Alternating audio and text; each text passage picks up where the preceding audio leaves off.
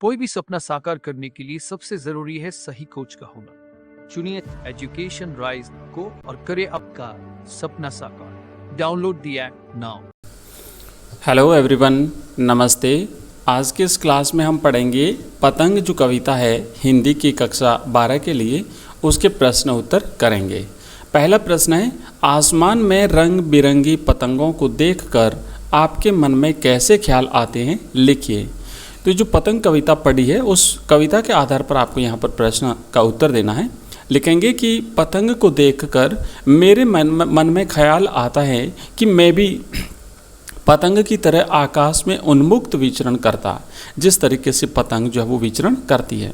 पतंग डोर के सहारे उड़ती है, यह डोर किसी अन्य के हाथ में होती है। मैं पतंग की तरह उड़ना तो चाहता हूँ, परंतु यह कदापि नहीं चाहता कि कोई दूसरा मुझे अपनी इच्छा अनुसार इस्तेमाल करे। मैं स्वतंत्र रहकर अपनी इच्छा अनुसार ही आकाश में विचरण करना चाहता हूँ। तो पतंग की उड़ान जो है आकाश में, उससे से समानता दर्शानी है, या फिर आपके हिसाब से आपको इस तरीके से जवाब देना है। आइए देखते हैं दूसरा प्रश्न। प्रश्न है, रोमांचित शरीर का संगीत का जीवन के लय से क्या संबंध है। तो यहाँ पर उत्तर लिखेंगे कि रोमांचित शरीर का संगीत वह आनंद है जो रोमांच के समय अनुभव होता है। जैसे लय में बंधा हुआ संगीत आनंदित करता है, उसी प्रकार लयबद्ध जीवन भी आनंददायक होता है। बिखरा और अस्त व्यस्त जीवन मन को कष्ट देता है। इस प्रकार शरीर और संगीत दोनों में लय और आनंद होना उन्हें आपस में संबंधित करता है। नेक्स्ट प्रश्न है, महज एक धागे के सहारे पतंगों की धड़कती ऊंचाइयां उन्हें जो है वो थाम लेती है। उन्हें यानी बच्चों को कैसे थाम लेती है, चर्चा कीजिए। तो आप देखते हैं कि महज एक धागे के सहारे पतंगों की धड़कती ऊंचाइयां उन बच्चों को गिरने से बचा लेती है। तो वो सहारा जो है वो उन्हीं पतंगों से मिलता है। लिखेंगे आप उसका उत्तर कि पतंग उड़ाते समय बच्चे सब कुछ भूलकर पतंग में ही मग्न हो जाते हैं। डोरी के सहारे पतंग को नियंत्रित करते करते वे छत के किसी खतरनाक कोने पर जा खड़े होते हैं, जहां से वे गिरकर चोटिल हो सकते हैं। उस समय उनका गिरने से बच जाना देखकर लगता है मानो अत्यंत ऊंचाई पर उड़ती हुई पतंग ने अपनी पतली सी डोर से उन्हें वैसे ही थाम लिया है जैसे बच्चे पतंग की डोरी के सहारे पतंग को डोरी के सहारे थामे हुए हैं। तो जिस तरीके से पतंग को उस डोर के सहारे बच्चे थामे हुए हैं, उसी तरीके से बच्चे जब छतों के खतरनाक किनारों पर पहुंच जाते हैं तो उन्हें गिरने से जो बच जाते हैं वो, तो ऐसा लगता है कि शायद उस पतंग ने उस डोर के सहारे बच्चों को गिरने से बचा लिया। नेक्स्ट प्रश्न है चौथा, सबसे तेज बौछारें गई भादो गया से कवि का क्या आशय है। इस पंक्ति का आशय आपको स्पष्ट करना है। तो इसका उत्तर इस प्रकार लिखना है कि कवि वर्षा ऋतु का अंत होने की घोषणा कर रहा है। वर्षा ऋतु के 4 महीनों में से एक महीना भाद्रपद महीना जब समाप्त हो जाता है तो वर्षा की तेज बौछारों का गिरना जो वो समाप्त माना जाता है। और यह बता रहा है कवि कि अब भादों के बीत जाने पर शरद ऋतु का आगमन हो रहा है।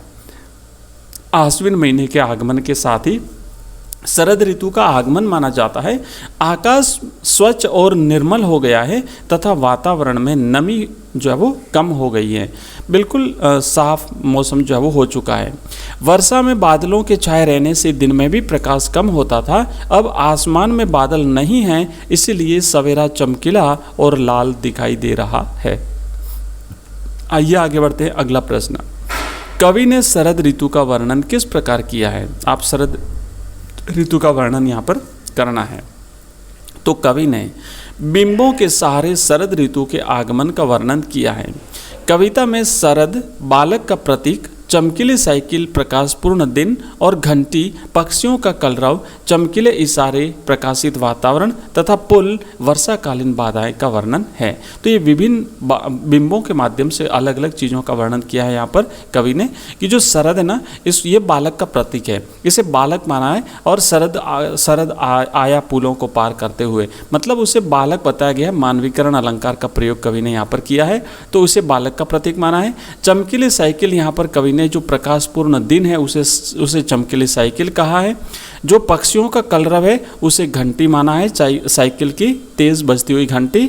और चमकीले इशारे यानी जो प्रकाशित वातावरण है उसे चमकीले इशारे कहा है कवि ने। और वर्षाकालीन जो बाधा है इसे कवि ने पुल कहा है।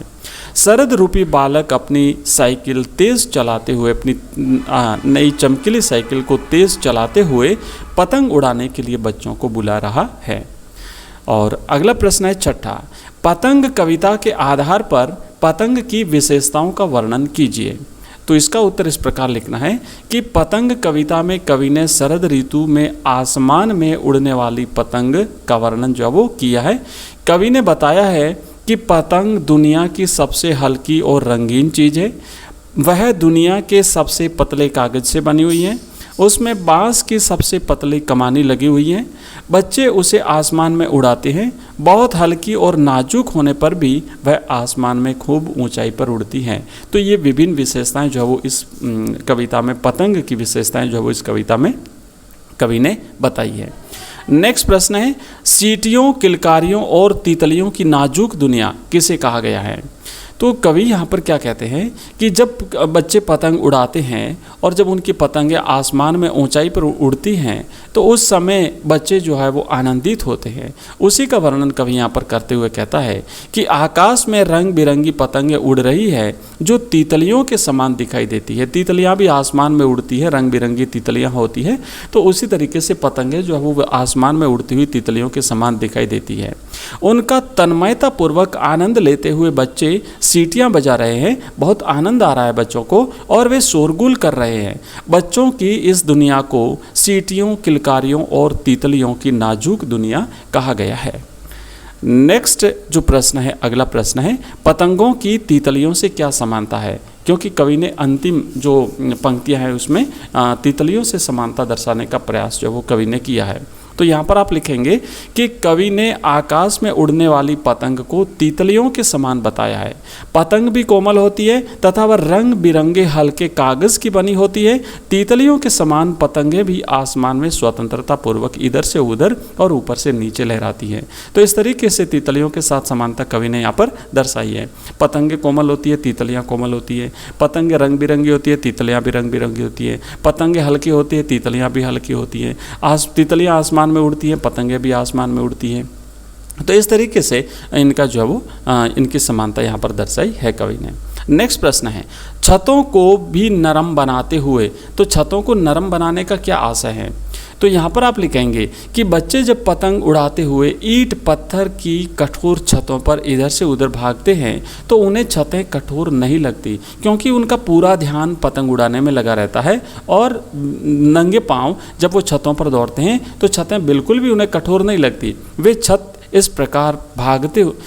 पर इस प्रकार भागते हैं कि जैसे उनके पैरों के नीचे कोई मुलायम चीज़ हो। इससे पतंग उड़ाने में उनकी तन्मयता व्यक्त होती है।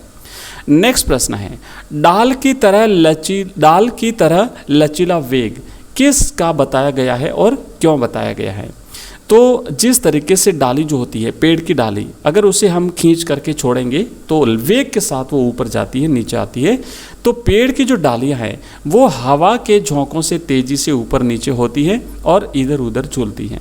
पतंग उड़ा रहे बच्चे भी उसी प्रकार छत पर इधर से उधर दौड़ते हैं। हवा के वेग से जिस तरीके से डाली ऊपर से नीचे होती है या फिर उसे खींचकर छोड़ने पर वो जो ऊपर से नीचे होती है, इसी तरीके से बच्चे जब पतंग उड़ा रहे होते हैं तो वो भी इधर से उधर दौड़ते रहते हैं।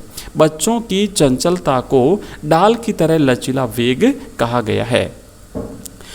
नेक्स्ट प्रश्न है अगला, पतंग उड़ाने के लिए शरद ऋतु क्यों उपयुक्त होती है।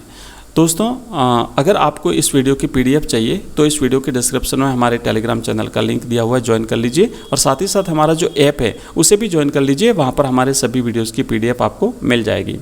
प्रश्न का उत्तर हम लिखेंगे कि शरद ऋतु को ही पतंग उड़ाने के लिए उपयुक्त कवि ने क्यों माना है। तो इसका उत्तर आपको इस तरीके से लिखना है कि चूँकि पतंग नाजुक कागज और बाँस की पतली कमानी से बनती हैं, है ना। और उसमें जो क्या होता है कि काफ़ी हल्की होती है पतंग, वर्षा में भीगने पर वह हवा में नहीं उड़ सकती, वह ऊंची नहीं उड़ सकती। तो शरद ऋतु में बादलों से न बूंदें टपकती है और न वातावरण नम होता है, आकाश बिल्कुल साफ होता है, बादल बिल्कुल जा चुके होते हैं, आकाश में जो नमी होती है वो भी समाप्त हो चुकी होती है, और इस प्रकार के वातावरण में पतंग उड़ाना जो है वो सुविधाजनक होता है। हवा भी धीमे धीमे चलती है, इस प्रकार के वातावरण में ही पतंग उड़ सकती है। अतः बच्चे शरद ऋतु के आने पर ही पतंग उड़ाने में लग जाते हैं। इसी के साथ में हमारा ये जो वीडियो था वो समाप्त होता है, और मिलते हैं नेक्स्ट वीडियो में। तब तक के लिए आप सभी को बहुत बहुत धन्यवाद।